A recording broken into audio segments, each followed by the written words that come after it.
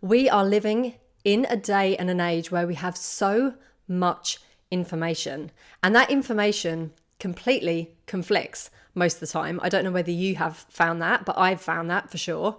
And the thing that really got me thinking about this was I listened to a podcast episode by Gala Darling, a fellow manifester, and something that really struck me that she said was that ultimately everything is made up. Everything. Every system, every ideology, every philosophy. It has been made up and created by a human who is flawed.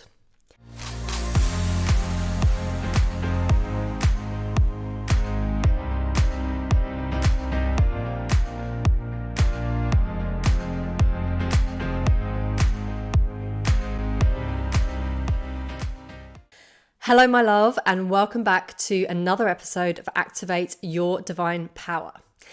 So in this episode, I want to talk about why discernment is your secret sauce to success. We are living in a day and an age where we have so much information, and that information completely conflicts most of the time. I don't know whether you have found that, but I've found that for sure.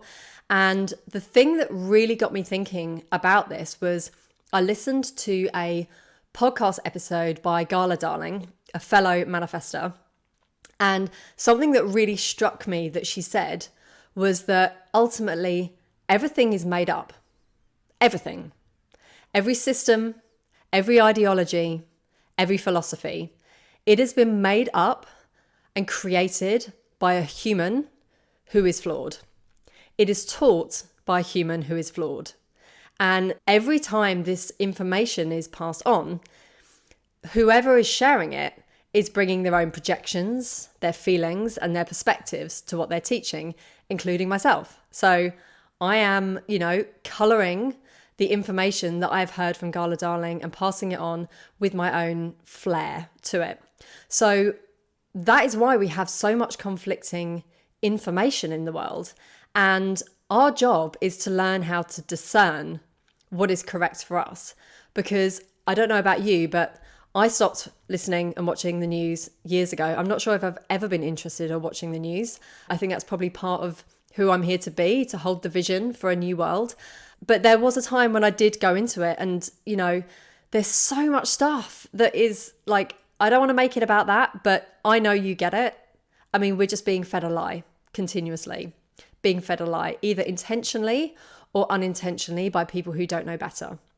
So anyway, putting that aside, ultimately, there are 8 billion people on the planet, let's say. Therefore, there are 8 billion truths as well. So what's true for you is not necessarily true for me.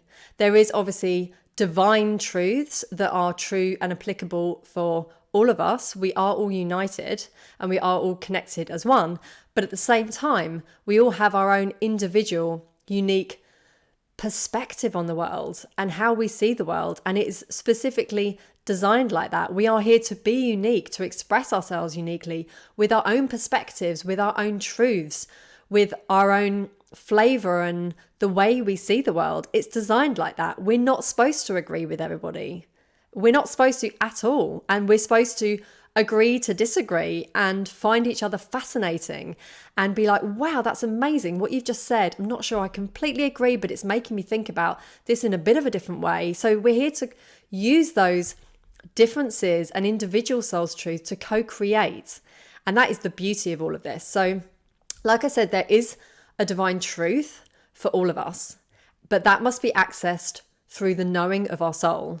And that is discernment. So, there is a collective highest truth, which I believe we are going to be tapping into more and more as we evolve, as humanity evolves, which I'm here to help play my part in that evolution and that consciousness rising. But we are also here to decide and choose what's in alignment for us. We're unique. We get to choose that. We get to say, hey, that's my truth. And we get to share that truth. And that is just an incredible thing to do. And it's revolutionary because people don't choose their truth. They just get spoon-fed something that they've been told is true. And it's not, because like I said, everything in the world has been made up or created by someone who is flawed. And that also comes down to things that have been massively helpful tools for me on the path: astrology and human design. Hugely, hugely helpful. I've kind of dabbled with gene keys. I haven't really got in on it yet. But even those systems are flawed. They've been downloaded. They've been, intuited by flawed humans. But I also believe that what they received at the time was what was needed to be shared. So this is the other thing. We need to come from a place of non-judgment, non-attachment, and just taking everything with a pinch of salt, not blaming or shaming or outsourcing our power, and going, you know what, I'm going to take the bits that resonate with me, that feel true in my body. I'm going to take that as truth. And then everything else I'm going to leave, and I'm not going to shame it. I'm not going to blame it. Maybe it's truth for someone else. And that is amazing. So we are really being called to lean into our discernment without judgment. So allowing all the different flavors of truths to be available for us to pick and choose, because we came here to express our soul's truth in our divine power, co-create our own individual world in a way that works completely and uniquely for us on our own terms. And part of that is choosing what that world looks like, choosing what those beliefs are, choosing what information and, how we want to show up in that world. So this is all part of being a divine creator. We came here to do this, and it's freaking empowering to know that we have the power to do that. So how to tell the difference between your ego and your soul. So your ego is the one that is like, you've got to believe that, because if you don't believe that, you're going to be ostracized, you're going to be squeezed out, all the things that our ego tells us to keep us safe. Because ultimately, our ego is not safe. Now, this is a kind of side tangent. When I was thinking about this episode, and I was like, okay, that's new to me. I want to explore that maybe in another episode. But just to say, our ego is not safe. And our ego projects that onto us, that we're not safe. The reason why it is not safe, I'll save that for another episode. But our ego is concerned with keeping us safe, because then it's safe. And it's concerned with time and comparison, amongst many other things. But these are really, really good hooks that it loves. And, social media has been completely built on comparisonitis. So anyway, kind of statements that your ego is going to say in related to time is, I should have more clients by now. I should be here wherever that is by now. I should have done this by now. I should have experienced that by now. So all of this is basically saying that you are not where you should be by a certain time. So it's all time related. Another one is your ego loves to remind you of the past and all the bad things that have happened. It's like, oh, you can't do that because, that happened before and that happened a couple of times. And if you carry on doing it again, you're just going to get the same result. And, it keeps you in the past, reminding you of all the times that you failed, all the times that bad things have happened. And that's one of the mechanisms. I know you know this, but just a reminder. And then obviously the other one, which is time related, is projecting the what if doomsday fears into the future. So I just have recently done an episode on that. So 3 perspective shifts so that you're not fearing the future and fearing what you're going to lose by having a future success. So yeah, if you're interested in that, you can go back and listen to that. But this is what the ego does. It projects that into the future and all those what ifs and doomsday to keep you safe. And then when it comes to comparison, you got the classics. She's more confident and attractive than me.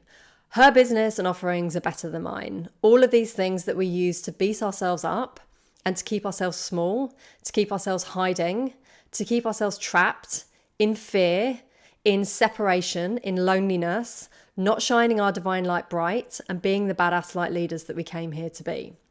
So this is our ego, whereas our soul is quiet and it's calm. Why is it quiet? Why is it calm?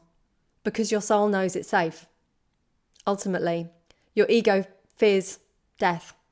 Your soul knows it's infinite, it's eternal.